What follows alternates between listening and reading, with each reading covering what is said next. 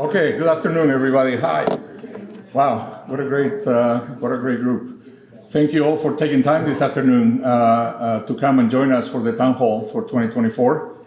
This is great to see you all. So much progress this last year. You'll see so many exciting things going on. I was just saying, there's so many balls in the air. A few are on the floor. But for the most part, lots of exciting things going on. And it's all, everything you're going to see here today is a testament to all of you. It's a testament to the faculty, to the amazing staff that we have at the university, and to the students who are just doing outstanding work and really committed and dedicated to the mission of the university to change lives, to create new knowledge, to transmit knowledge, to really be at the frontiers of discovery and creative activity. So, as you know, I always like to start with this, because I like to remind us where we have come from in the last 4 or 5 years. It is, today is the 26th, 4 days from today. It'll be my 5th anniversary here at the University of Oklahoma. And when I came, as you know, President Harris had been tasked by the regents and others to do a strategic plan for the university, and that we did. It was a lot of work. It was great work, and I think it really says things that are, going to the future. This is not a paperweight that sits on a table. These are things that I believe very strongly in, that really set the future of the university for decades to come. And really is this idea that we want to be a top-tier public research university, operating at standards that are comparable to the best in the nation. AAU, call it whatever society, standards that are comparable at the same level as the best in the nation. And we want to enrich and positively impact the lives of Oklahomans, of the lives of the nation, the lives of the world. And the reason for that is that we really live in an era of tremendous challenges that face us as a planet, as society. Wicked problems, as Hank likes to say, that are very difficult to solve. Frankly, problems that are impossible to solve unless you bring the power of academia and the power of partnerships with the outside world across all disciplinary boundaries in this concept of convergence that we've been talking about for the last few years. Then you have a chance of actually trying to tackle and find approaches and hopefully solutions to some of these problems. We live in a world in which geopolitical instability, you hear it every day. Every day at the top of the news is another war. Every day at the top of the news is another geopolitical stress that is leading to instability. Every day at the top of the news is climate change, is hurricanes, is tornadoes, is massive floods and fires. It's every day at the top of the news, and it's accelerating. It's not just, a distant thing in the future. It's here with us today, and it's accelerating. It's impacting the planet. We're a very resilient country. We are a very wealthy country. We know how to adapt to climate change for the most part. As I was having a conversation with somebody at dinner last night. Same thing is true in Europe. If the French farmers have to grow champagne in the south of England, well, okay. It's a problem, but it's not really a global problem, right? But, in countries with low adaptive capacity, that are not very resilient for whatever set of reasons, this is having a major impact, and it's having a major impact in our communities. We live in a world of pandemics, in a world of tremendous health challenges across the planet, in our rural communities here in Oklahoma, in our Native American communities here in Oklahoma. These are really exacerbated problems. We rank number 45 or 46 in the nation in health outcomes. What can we do as a university to improve the lives of Oklahomans and to improve the lives of the planet? And certainly, we continue to see a rising inequalities and social injustice across the board. Technology has an interesting way of advancing society, of democratizing and demonetizing things, like, the iPhone, right? But it also has a very pervasive way of affecting societies in negative ways if you're not careful. So these are all trends, these are all global megatrends that we face today, where, again, the concept of convergence that we always talk about, the distinguishing characteristic of the research enterprise at the University of Oklahoma today, and I believe that this is actually in the culture of the university now, is convergence. Is this idea that if we work together across transdisciplinary boundaries, we can do things that us by ourselves individually, cannot. we can do things that are bigger than the sums of the parts. And I have to tell you that every time I turn around, every time I hear about another team is coming together to write a big proposal to somewhere, and there are people from all over, coming together, going to functions in the Center for Faculty Excellence, going to, talks by folks who are trying to foster this idea, it's always so rewarding that we're actually doing that. And so when we did the strategic plan, we set ourselves, you're all tired of seeing this chart, but there's a reason why I'm putting it up, into this idea that we could organize ourselves along this idea of strategic verticals and cross-cutting foundational horizontals. Right? We started with the idea of verticals, right? What are those areas that are going to impact the economy of the state, that are going to impact our citizens and the citizens of the nation and the world? And we settled on aerospace and defense, energy and environmental sustainability, the future of health, and society and community transformation. If you think about it, those are the 4 circles that I showed before. And in the middle of those 4 circles was technology, science, discovery, innovation. Those are the cross-cutting foundations, the things that allow us to be excellent at solving problems across those grand challenge strategic verticals. And so what I want to point out here today, and you've seen, all of you have seen this before, but I want to point out that this last year, 2 things are happening. One is that we're launching a new interdisciplinary graduate program in material science as a cross-cutting enabling foundation for the university. We do not have a Department of Material Science and Engineering at the University of Oklahoma. It puts us in a very weak competitive position for a lot of funding, a lot of grants from the federal government, but also materials pervade everything that we do in every field of endeavor in society. And so that, I'll tell you a little bit more about that, where we're at. And then the other thing that we have started thinking about, which was a gap in the original construct, was this idea of launching an arts and humanities creative activity and research initiative. And I'll talk a little bit about that. So in material science, what happened in 2024? So Alberto Striolo and Horst Heim convened a group of faculty across campus. And this is truly across campus. I mean, there's faculty in architecture, there's faculty in fine arts, there's faculty in dentistry in the health sciences campus, faculty obviously in engineering, in the College of Arts and Sciences, in Newborn. Across the board, faculty came together to talk about how do we build a truly interdisciplinary graduate program in material science. And lo and behold, they put together a curriculum. They started really going around, and it's a very interdisciplinary curriculum. It got approved by the regents of the university about 3 months ago, and the state regents of higher ed just approved it about 2 weeks ago, which was a big coup. They don't approve everything that goes in front of them, but we're now authorized to launch a graduate program in materials, start recruiting students, and going after proposals and organizing international conferences, and really exciting about how we might be able to attract really top faculty and graduate students in this area of interdisciplinary science that is all around materials. So that was really good to see. At the same time, we have, talking with some of you who are here in the room today, started talking about an initiative, as I said, to fill the gap in our cross-cutting foundational areas on the arts and humanities. And so there's a group that is being a working group led by Shane Connolly and Hunter Hayek, with Kimberly Marshall and Pete Frosley and Kalinda Eaton and several other people who are really thinking right now very hard, ideating, thinking about, okay, how are we going to do this? What makes sense for the university? What do we focus? What areas do we really want to launch a major initiative in the arts and humanities in 2025, in this current academic year. And so this is all part of the refresh of the strategic plan, okay? As we think about the next version, I started with Lead On, right? So we've been going at it for over 4 years now. As we start again, think about what's the next version? How do we update, improve upon the Lead On strategic plan, refresh it for the next 4 or 5 years? This is a key initiative that we're putting forward in front of the executive at the university and the regents when it's ready to go to really launch in this year. Now, there are always a lot of questions about, what does this office do? Right? What do we do? Right?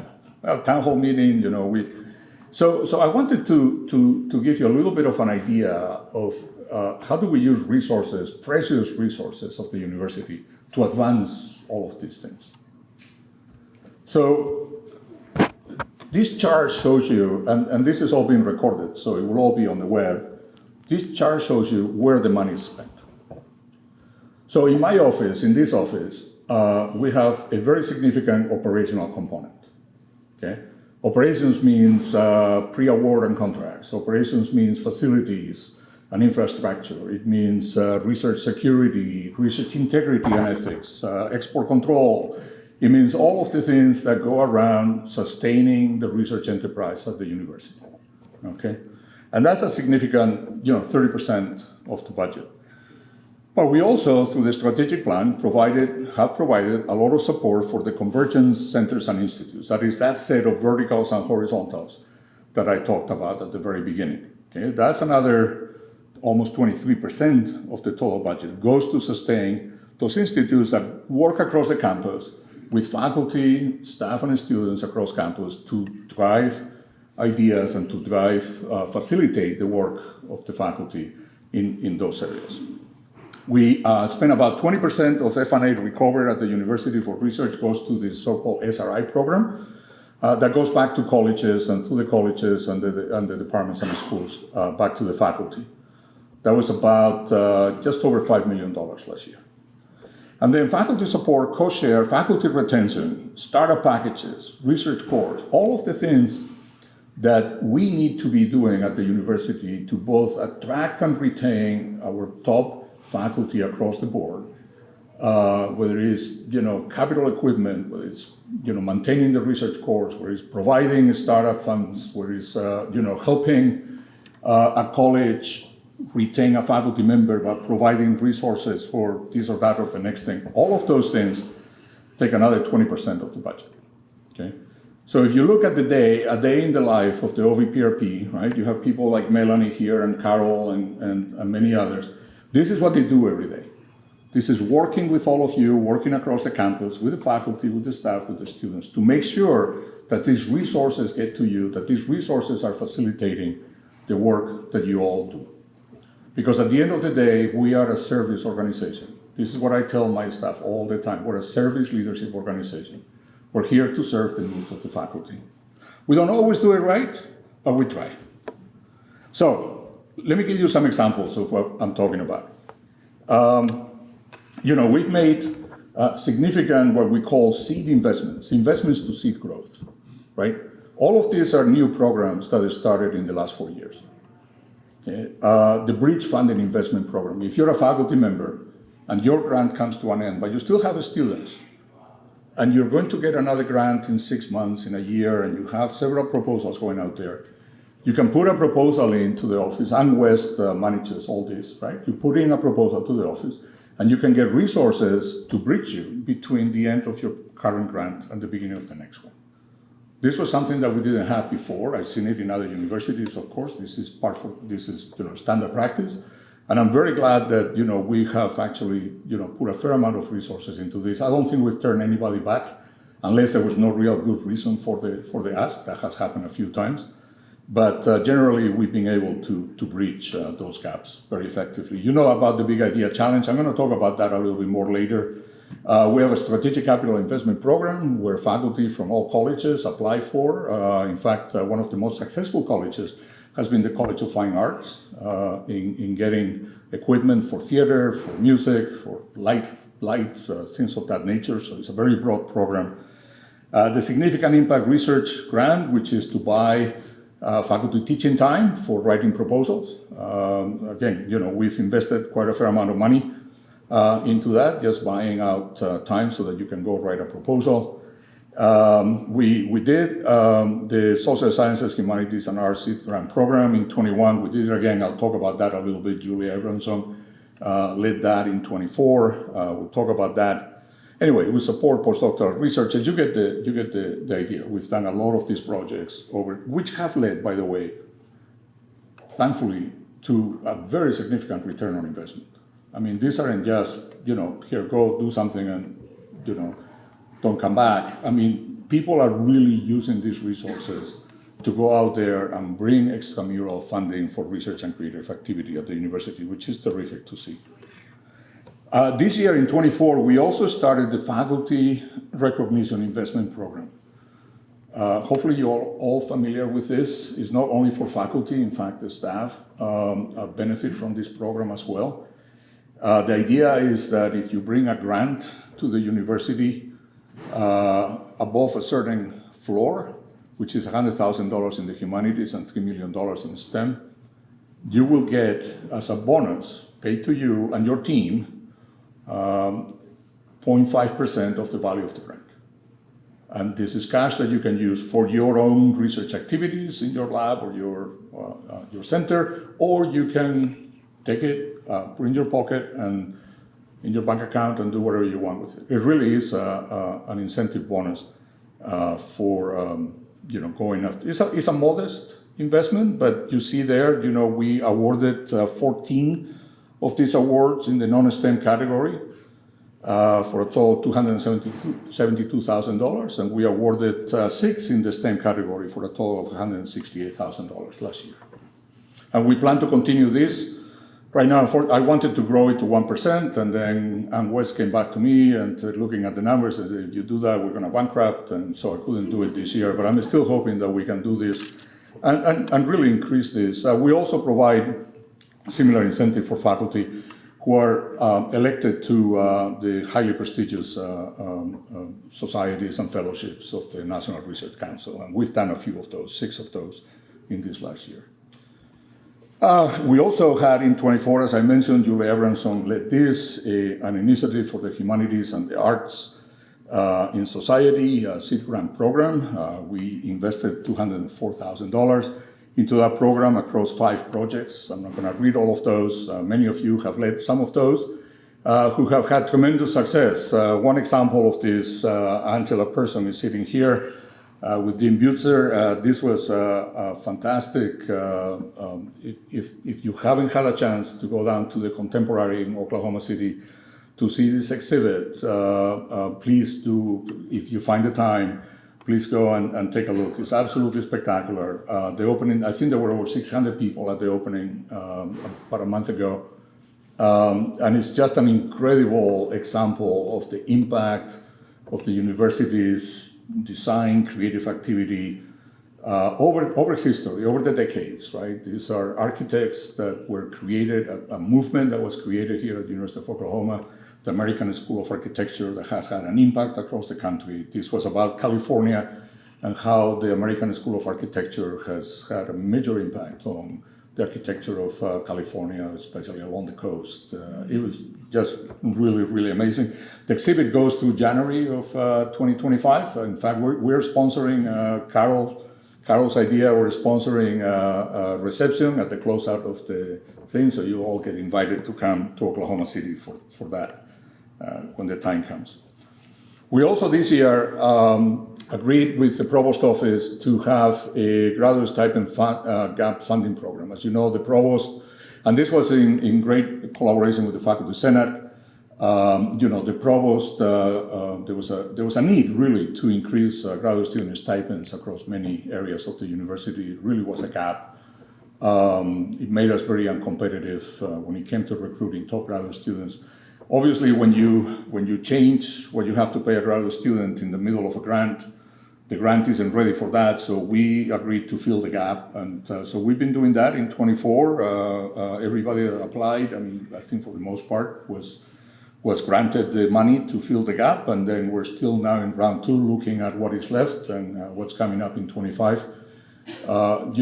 Once the existing grants run out, then, for new grants, the expectation is that the faculty member will put the new salary into the new grant, so we won't have to do that. But in the meantime, that's something that we had to do this year, which we did. And of course, we have the faculty, the Research Council Faculty Investment Program, which is also a tremendous success. The return on investment here is terrific. The seed grants aren't very large, but there's a lot of access to these resources. Again, this is an area that I hope we can grow to a larger funding pool in the future as well. Now, this year we did the second instantiation of the Big Idea Challenge. We did that back in 2021 or 22. There were 4 or 5 projects that were funded, many with tremendous success, have led to great new initiatives in hydrogen, in methane, in all kinds of areas. This year, the competition was tremendous. I mean, we got a lot of really excellent applications. We had a review committee that had a very hard time down selecting. We funded 4 new projects. I'm going to go through these quickly because I think they're really illustrative. Also, in some cases of how we're trying to work more closely with the Health Sciences Center. One of them was Professor Raki Rajan in chemistry and biochemistry is on developing error-proof CRISPR-Cas9 for treating genetic disorders. This is truly a challenge, a grand challenge. I mean, CRISPR-Cas, as you know, the Nobel Prize was awarded in physiology and medicine 2 years ago to the discoverers of CRISPR-Cas9. Is a transformative capability for treating genetic disorders.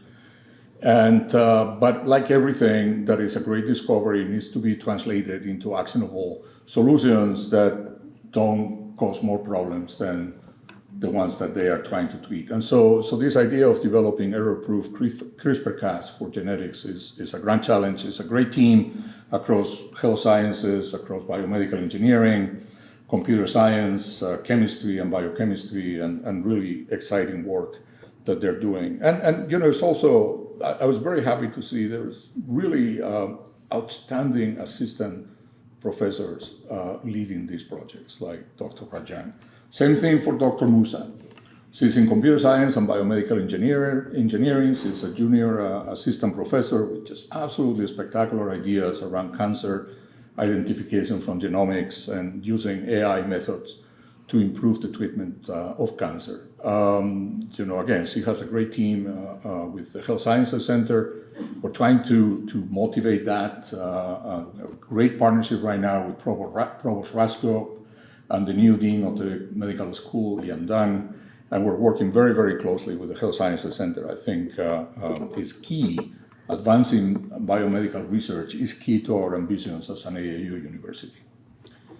We also are supporting a project by Dr. Kathy Pejion, another assistant professor now in the School of Meteorology, who is working on really the gap between modeling and predicting the weather and modeling and predicting climate change. And in between, there are decades, from months to decades, we get good predictions of weather now, 7 days in advance. And we have pretty good confidence on climate models that are decadal, 10, 20, 50, 100 years out. And in between, where sometimes it really matters, right? What's going to happen at the seasonal and subseasonal level. That's a true scientific grand challenge. Very, very difficult. And the consequences of getting that right are tremendous, right? Because then you can really work with communities, you can really work and prepare for the weather that is coming 4, 5, 6, 8 months, a year out, and really adjust the way you plan agriculture, the way you plan emergency response, the way you plan everything. So this is also, again, really important. It's a nice international collaboration. This one and the next one, you will see the theme here is globalization. We want to encourage the globalization of the research that happens at the University of Oklahoma. This project has very strong partnerships in Peru, in Brazil, all over Latin America, where climate change and the impact of extreme and severe weather are being felt very strongly. Similarly, Dr. Kistetter in the School of Meteorology was funded to bring OU's expertise, world-class expertise in extreme and severe weather prediction, response to countries like India, where the effect of climate change is being felt much more strongly than we're feeling it here. Where issues around water, issues around flooding, issues around the increase in severity and frequency of monsoons are really affecting entire communities in a country of 1.4 billion people in very, very devastating ways. So Pierre and Venki, there's Venki, and others have been working very closely with the Indian Institute of Technology, with the Indian Institute of Tropical Meteorology. In fact, There's a trip planned to India in November, which I'm going to participate in, to meet with the Minister of Science and to meet with the Director of the Institute for Tropical Meteorology to really create an alliance between the University of Oklahoma and the Indian Institutes of Technology and the Indian government on how do we bring our expertise in extreme and severe weather to benefit the communities and the people, not just in Oklahoma and in the US, but in countries like India, and then expand that to the global south and other parts of the globe. So these are exciting grand challenge problems, really, truly grand challenge problems, where our faculty are teaming and working on these kinds of things. Now let's get a little bit more quantitative, right? It's always good to look at research by the numbers. We do this every year. 2024 was another record year. Just by a smidgen. 3%, which is okay. Listen, again, this is all testament to the really hard work of the faculty at the university. If you think about it, since 2019, 2020, through the pandemic, we haven't really grown the number of faculty at OU very much. We have a lot of new junior faculty, right? There's replacements of faculty that happen all the time, but we haven't grown the overall size of the academy at the University of Oklahoma by a lot. So all of that is on the backs of all of you that were here already for the most part back in 2019. That's a lot to ask. That's a lot to ask. And the fact that we have continued to be able to grow, the scale, the scope, and impact of our research every year really is amazing. I just can't tell you what. To me, it's incredible. And it gets better, right? It's not just growth randomly. We are doing better across every federal agency. We're being more competitive. To get a grant from the National Science Foundation, from the NIH, from the Department of Energy, from the National Endowment for the Humanities, it's extraordinarily competitive and difficult. And we're doing better across the board. Now, there are some areas where, the Department of Commerce and, NASA, where, we had a mission, GeoCarb, that came to an end, is coming to an end, it's ending this year. And so the funding from NASA is down because GeoCarb came to its natural end of funding. There was a funding envelope that finished in 2024, and, that's what that is. But across the board, in the other agencies, we continue to do better and better, to be more competitive, to be more relevant to the agencies, and to bring better value, to society through our work with the federal agencies. So that's exciting. Research across the board in the colleges is growing. Again, atmospheric sciences, because of GeoCarb, you see that, but I'm not worried about that because there's a lot of other big projects going on in that college that are going to turn that around again. That was expected, but if you see what's happening in engineering, in arts and sciences, in the College of Education, in architecture, across the board, it's hard to see in the smaller ones because of the scale, but across the board, we're seeing growth in research across all the colleges at the university. We're also winning, submitting and winning more awards every year. Now, last year was a little bit down from 2023. 2023 was a banner year. Very hard to maintain that sort of that level of growth. We're recovering from the pandemic. You can see there, right? So 2021, the federal government was closed, so there wasn't a lot of money coming in. Then it started opening again. 23 was a banner year. 24 was very close to 23, and I think we have so many proposals. I think the volume of proposals right now from the faculty at OU is about close to 1,000 a year that go through the Office of Research Services. Okay? Be nice to ORS, okay? Please. Those folks, they work day and night. They work for you. They work on weekends. They work at night. Some of them are here in the room. They really are committed. And so it's a great partnership with the faculty. I see Leslie back there. She's leading the organization while Michael is on family medical leave, tending to his new daughter that was just born a few weeks ago. And it's a great organization, and they really do amazing work for the university.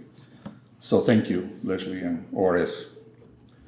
We also have been incredibly successful working with our congressional delegation. It's an interesting game to play. You have to know sort of how to play it, but we have a great team at OU with Holly Hunt leading the charge as the Chief Government Affairs and Legislative Affairs Officer. And we have a very supportive congressional delegation across the board. All our members of the House and the Senate, our senators, are incredibly supportive of what OU is trying to do. And, right now, the chairman of appropriations in the House of Representatives is Mr. Tom Cole, who was a professor of English history here at the University of Oklahoma, got his degree from OU, and big supporter of the university. So we're working very closely with him and his staff and others to think about, what are the opportunities that the university has in working with the delegation and in appropriating money that comes for some of our highest priorities. So now, I want to share with you also a few examples of research and creative activity that represent some significant current successes and some of the things that we're trying to do, some of the big things that we're trying to do going forward. I think one of the most rewarding examples of success to me this year and in all of 2024 was this grant. The Humanities Research Centers on Artificial Intelligence. Now, talk about convergence, right? Talk about convergence. We talk about AI, the society talks about AI all the time. Hunter and Kimberly and Pete Frosley went out to the NEH, again, extraordinarily competitive, right? With a big, significant center proposal, $500,000, to study this intersection of technology, AI, and society, and how, as I said at the very beginning, technology has huge potential to advance society for the better, but also, if not cared for, if we don't pay attention, can lead to horrible inequalities and disparities across society. So, this is an incredibly important project, and it really in many ways forms the basis. It's a great example of what we talk about at this intersection of community, society, the humanities, and technology. And I'm looking forward to seeing a lot more of this in 25 and beyond. So thanks for that. Another really interesting project that I wanted to highlight this year is the Accelerating Research Translation. So David Ebert led this effort. Again, it was the first time that the National Science Foundation was funding centers in this space. The idea that again, you want to impact society with the work we do. It's not just about discovery. It's not just about writing papers. It is about all of that, but it's more than that. It's about impacting society. And one way that you can impact society positively is if you translate the outcomes of the research into things that have benefit to the community, whatever they are, whether, their policy papers or their regulatory ideas or their products that get into the market. And so this idea of igniting translational research and bridging the gap between ideas and solutions for society is really powerful, and it's something that I think that we as a university need to get a lot better at. Okay, I think we are making progress in this space, but I think if you look across academia, right, in the US right now, this whole area of startup creation, translating research, the NSF got $1 billion from Congress to create a new directorate called Technology, Innovation, and Partnerships, right? Which is all about, that's where this money is coming from. All about convergence, all about translation. So this is where society wants us to go.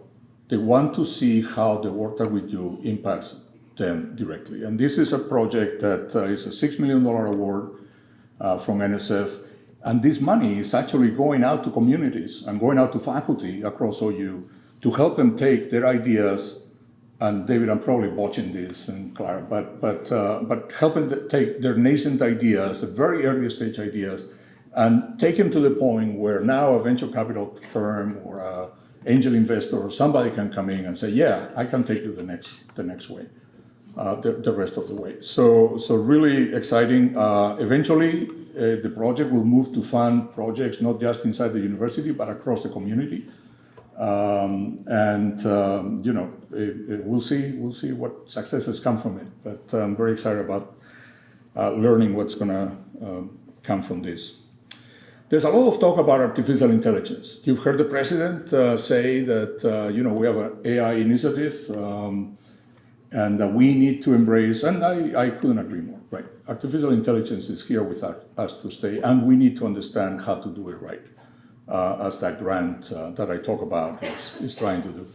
But it was interesting when I look at, when we started talking about getting serious about an AI initiative, I went back and I asked David to go back and look across the entire university, including the Health Science Center and Tulsa, see how many of our projects that we have awarded, right, that are in our research ORS list, use AI, machine learning, data science as the engine for the work. It turns out that we do $100 million in research at the University of Oklahoma today in AI machine learning and related data science fields. And this doesn't mean that these are exclusively AI projects. These are projects where the use of data science tools is central to the success of the project, and it's called for in the abstract of the project, right? That's impressive. That means that you, the faculty, you know where the game is. You know where the action is. You know what needs to happen. The university wasn't driving this necessarily. I mean, this has been working across the campus to incentivize and to motivate the idea of data science. But a lot of this has happened organically, and I tell you, I mean, it's only upside on all of this. I think it's really, really exciting what's going on across the campus. You saw some of the big idea challenge projects, right? Some of them are very focused on the application of AI, ML to the future of health, to weather. Look at what Amy McGovern is doing, right? She's in the news every day. I mean, I talk about the weather, I talk about, wars in the news. Amy McGovern is in the news every day. I don't know if you notice. I mean, it's really fantastic. She's on Fox News, she's on this, she's talking at the National Academy. I mean, she really is an ambassador for the university when it comes to the ethical application and the trustworthy application of AI tools to something as important as the prediction of extreme severe weather storms and so on.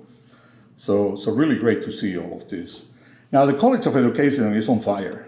I see Brittany Hott here, and she and her colleagues have had just tremendous successes these last couple of years, winning more and more exciting, impactful work from the Department of Education, the U.S. Department of Education, to help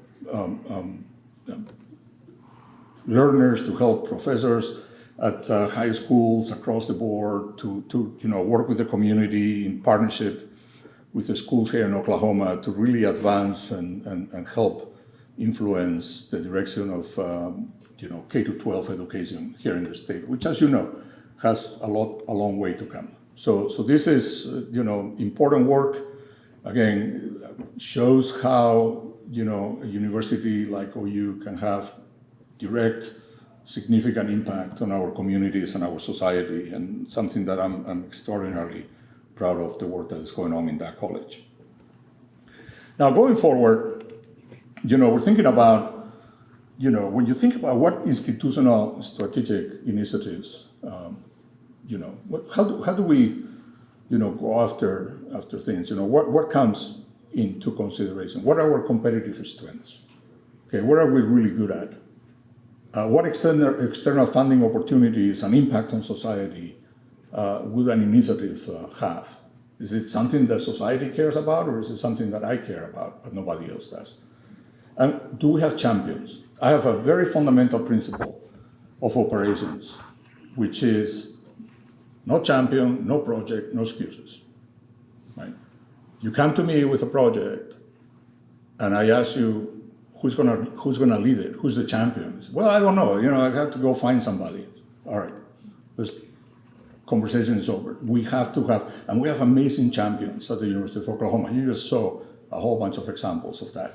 So at the intersection of that Venn diagram, right, is where we want to think about, what are the big things and what are people working on? Is AI, advanced technologies for national security, severe and extreme weather, fusion, methane, health, the humanities and the arts. What are the big ideas that we want to chase, that we want to go after, and truly grow the university and impact society along the way?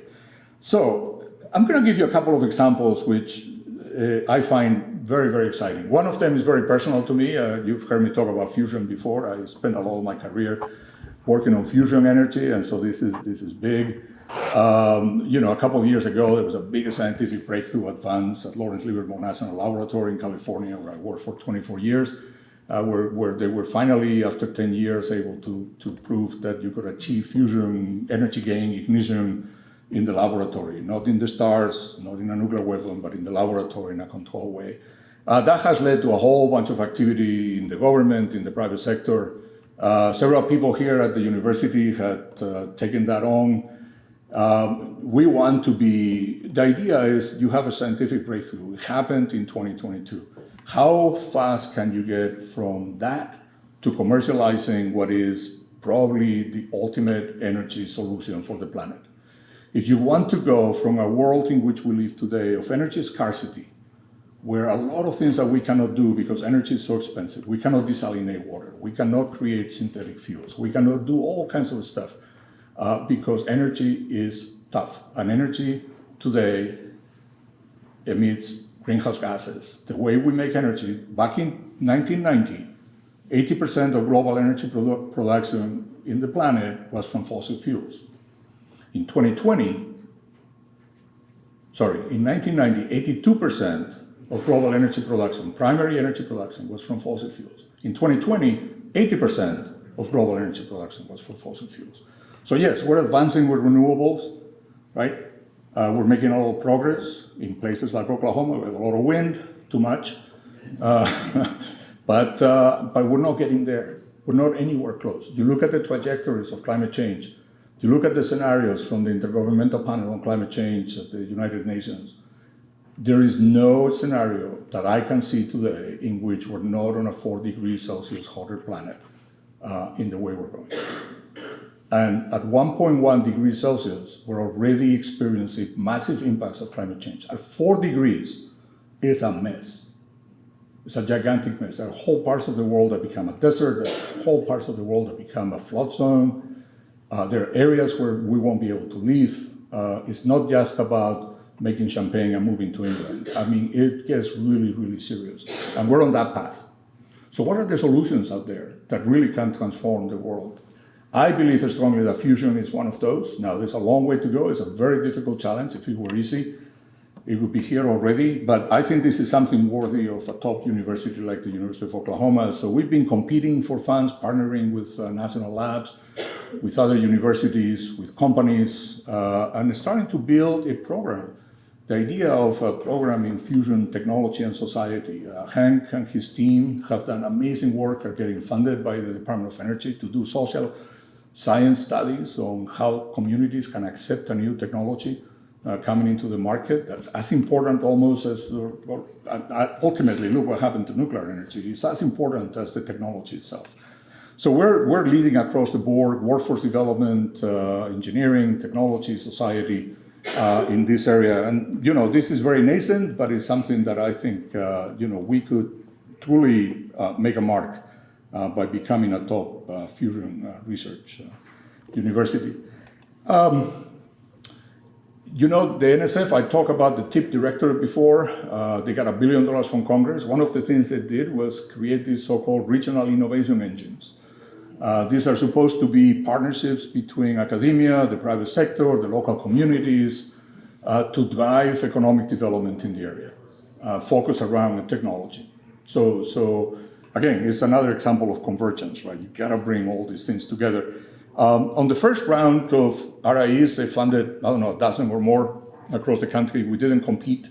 But on the second round that is coming up, that the RFP is out, Hank led a team with a lot of people, with the Choctaw Nation, with the Oklahoma City Chamber, with several private sector companies, and others to put together WX Forge, is forging resilience to severe weather in the residential and commercial built infrastructure.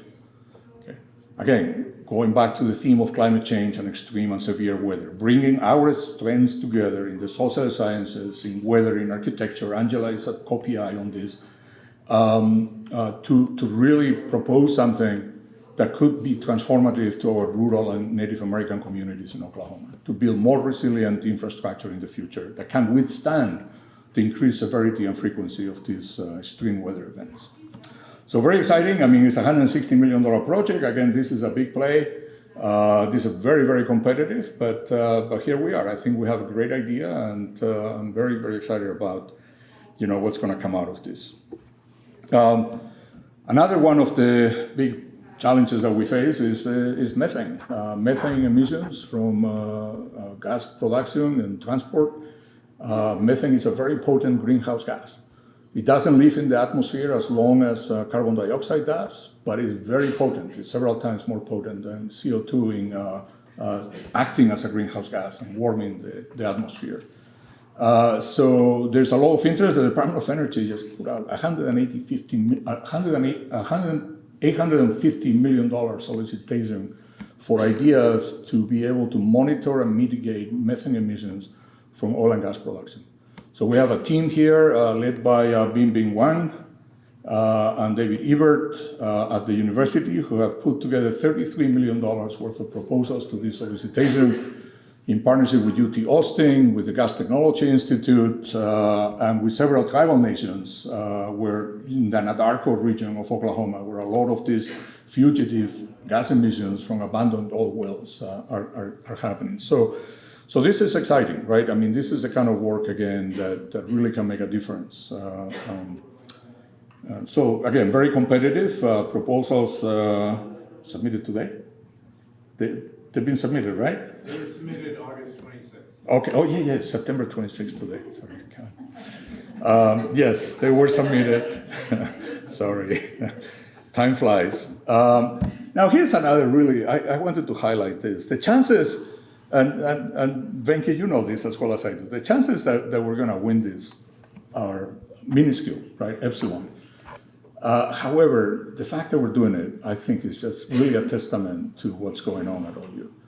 The MacArthur Foundation, you probably know, about 8 years ago or so, something like that, 8 or 9 years ago, decided they had a solicitation. They said, look, we provide a lot of grants, and typically small grants, and they're great grants, and they have significant impact. But we want to do something different.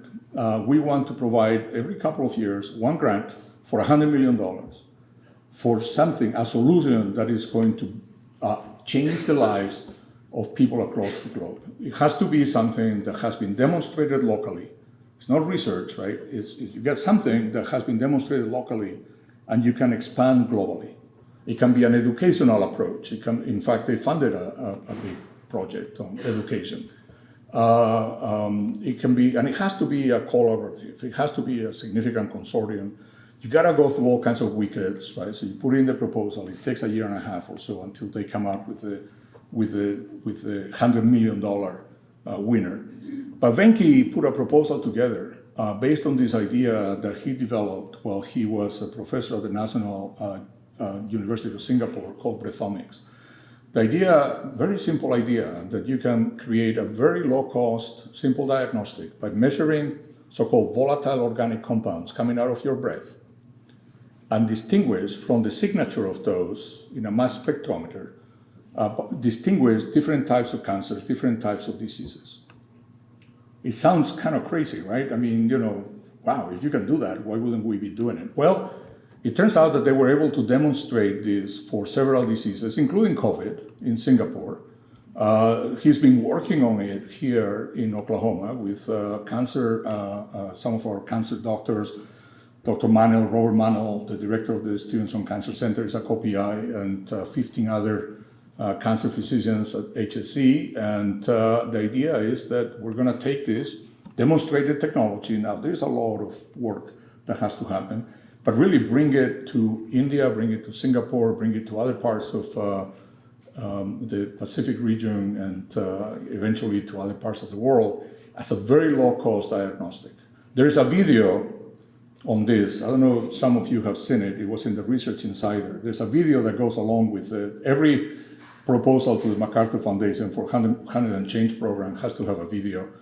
Markham did a great job with the video, and if you haven't had a chance, go online, look for look for it and find the video. It's really compelling. You will understand why this is so important. What this could do for advancing health outcomes in underprivileged, underrepresented communities around the globe is truly transformative. So I'm very, very proud of this. Whether we win or not, this has impact, and this will translate into other proposals and other work. So well done. And, Shane isn't here today, but I wanted to highlight something that she and Tana Fitzpatrick and others just did a couple of weeks ago, which was this Renewable Energy Symposium. And it was a Native American Renewable Energy Symposium. We had 37 tribal nations at the Sam Noble Museum for a day and a half, talking about how can our tribal nations take advantage of all the opportunities in the federal government right now with the Biden administration putting enormous amounts of money into this and AGRA dollars and all of that, to leverage those dollars to implement renewable energy solutions for the communities, geothermal, solar, wind. It was a fantastic event. Really, I was talking with Shane yesterday, the outcomes, the follow-up, right? Working with many of these nations, with the Caddo Nation led the coalition, and working with these nations to really bring our expertise across the board. Again, this is not just about technology per se, but it's our expertise across the board in energy systems to help them implement these kinds of solutions and leverage the money that exists within the federal government now and bring it to Oklahoma for their benefit. So great event, great example of what we do here at the university with our communities. All right, so let me just close and open it up, with what to expect in 25. More of the same. We gotta keep growing, right? More impact, more success. But we are very close to standing up the Joint Institute for the Future of Health. We have a national search going on for a director. This is a partnership with the Health Sciences Center again. And the goal here is to focus on the application of artificial intelligence and machine learning to advancing health, all the way from drug discovery through clinical trial planning, through personalized genomics, to improve the health outcomes of people through the application of ethical and trustworthy application of AI and machine learning to that field. So that's very, very exciting. We have some great candidates, and it will be a joint faculty position between the two campuses. So Provost Rasko and I have agreed, and that will be the first time, as far as I know, right? So we can pull it off. David is on the search committee, and there's a big search committee from both campuses.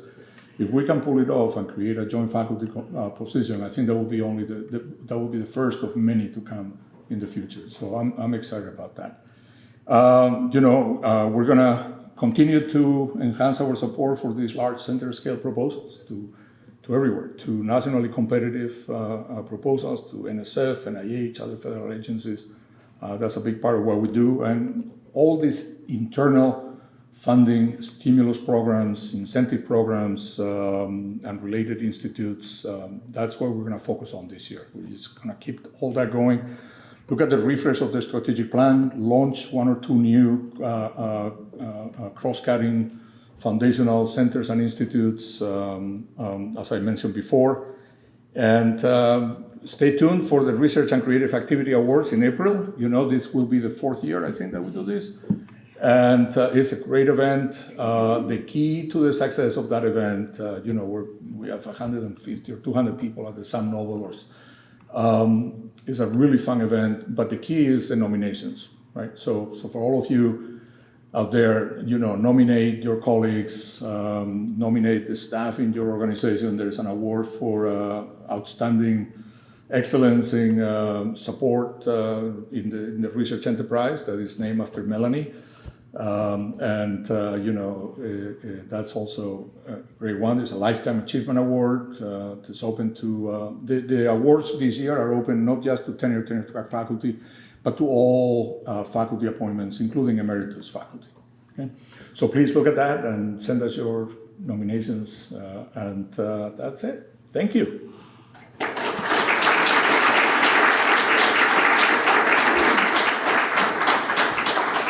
And if there are any questions, Carol is back there. No, seriously. Any questions, comments? Yes, Jeff. Where are we in terms of the refresh for the Let me channel Jim Morrison. Hang on. Let's see. We have, so Jim now, you all know Jim Morrison, right? He's the Chief Strategy Officer. He has, well, actually, Carol, you're in the group. He has a group, so it's Sarah Ellis and Carol and several people who are thinking through all the pillars right now. That's going to get presented actually in about a few minutes to the executive committee, which the provost and myself and others. At least the first, some progress on that. I think the goal right now is to have something more tangible by January that will get approved in April by the regions. So that's the general thing. When it comes to what we call Pillar 5, which I think now will be Pillar 3, right? You heard some of the things we're doing. I have a group tasked with rethinking about the energy and environmental sustainability vertical. We have the group working on the humanities and arts. We have the material science group. We have other folks thinking about. So we're moving along the research pillar. We've rewritten some parts of Pillar 5. There are some things that don't need to be there anymore. So I'm sending that around to various deans, and I will be sending that to the faculty senate and others for comment. But we're pushing forward with that. But more generally, I think there's some cadence that is a little bit slower than what we're doing with the research office. But it's all moving along. What else? Okay. So let's go have another great year. And, our door is always open. And so, as I said before, we're a service organization, and we're here to advance the goals of the university and your own goals individually. So please never hesitate to come over and let us know what you need, what you think. Thank you.